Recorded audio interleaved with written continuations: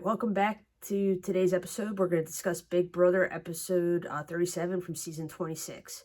The show opens with a brief recap of where we left off in the last episode, and that was with the Power of Veto competition going on. Chelsea and Rubina had already been eliminated, so it's just down to Cam and Mackenzie, who had two wrong answers. So it was down to the deciding round. Just to recap, the Power of Veto competition was they had to go and look at a picture and then figure out what day that they were in the house that it happened. Looked like Cam had a good idea of which one it was. I believe he said it was either day 61 or day 63. He goes with day 61 first. It was wrong. So he tries to go back and get the correct answer in, but Mackenzie is faster and she gets it right with day 63. So Mackenzie wins the Power of Veto. And now she has to decide on whether or not she's going to keep Cam, who she said last week that she was willing to go ahead and get out of the game because she thinks that he's a bigger threat. Why, I don't know. I mean, he's done absolutely nothing so far. So, I mean, I would just, like I said last week, I would just keep him around and be your shield and see what happens. Or keep Rubina, who she has said that they want to have an all-girls final 3, and Rubina has said that she will take her to the end. So now Mackenzie has to decide. Mackenzie starts having second thoughts on what she's going to do. She's waffling now whether or not she's going to keep Cam or keep Rubina. Chelsea has her own ulterior motives. She wants to keep Cam around because they have made agreements.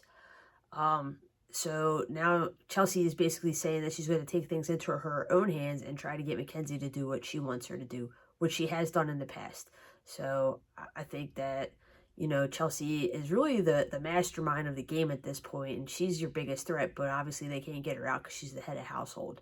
So it's really going to be interesting to see what happens when we get down to the final 3 on who's still there and if they can go ahead and get Chelsea out as the biggest threat. We also see Chemo enter the jury house, and he obviously recaps what happened to him in the past week. It brings everybody up to speed. But it's also kind of interesting to see that he is just now realizing that Chelsea, Mackenzie, and Cam have been working together and may have a final 3-pack. Like, that's been pretty obvious this whole time. But apparently he's just figuring that out. And we'll see later in the episode that Rubina is also just figuring that out. So I guess they hit it a lot better from the rest of the house than they did from us at home, because it was very obvious that they had been working together for a very long time. Lastly, we see the parade of everybody just trying to basically, fight for their lives in the game. You see Mackenzie and Rubina together in the room, and Rubina's just pleading her case. And then you see Chelsea coming in and trying to plead for Cam. Lastly, you see Cam come in, and he is just an idiot. Like, you need to keep him around because you will win if he's sitting next to you. He can't even really articulate why he should stay in the game.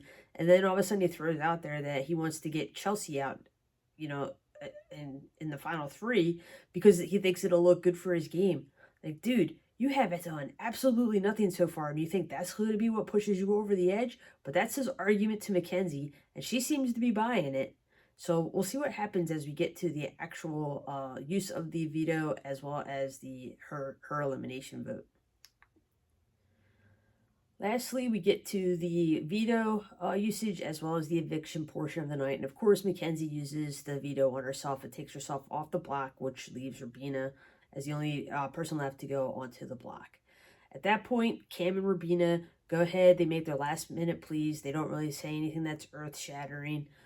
Julie does rib Cam a little bit for not giving a shout out to all his dogs at the crib.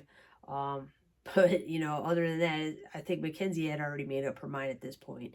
And she gives up and gives her grand speech about, how she has given her word that to other people that she is going to go ahead and take them to the end.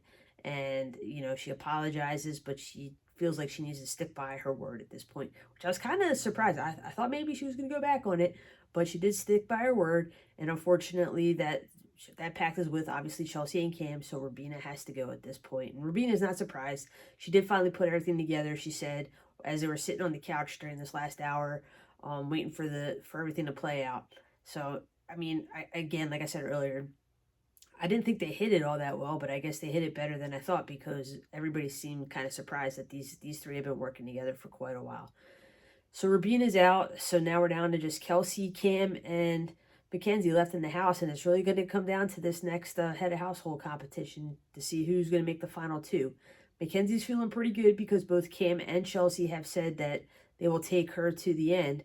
But, I mean, Chelsea's also told that to Cam, so who knows what's going to happen as we go into this final episode and this final head of household. So I'll see you guys on Monday when we recap Sunday's finale. Have a good weekend.